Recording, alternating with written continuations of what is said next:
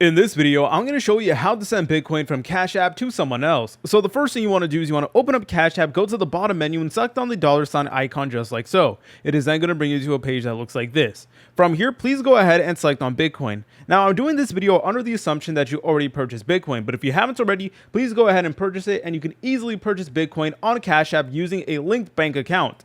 Anyways, guys, afterwards, you just want to go ahead and press on these double arrow sign right over here just like so, then go ahead and press on send.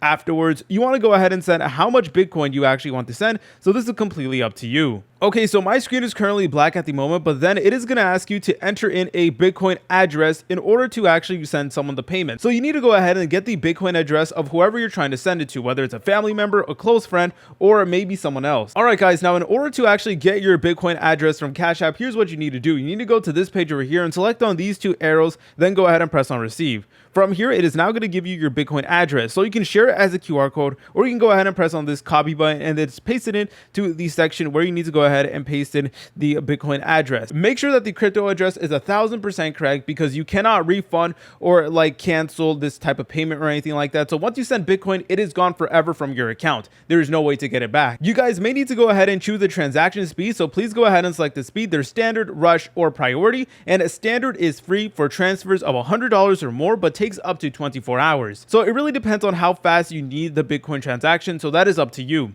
Afterwards, you will need to confirm the transaction, and then you should be good to go. If you guys found this video helpful, make sure to leave a like and subscribe. I'll see you in the next tutorial.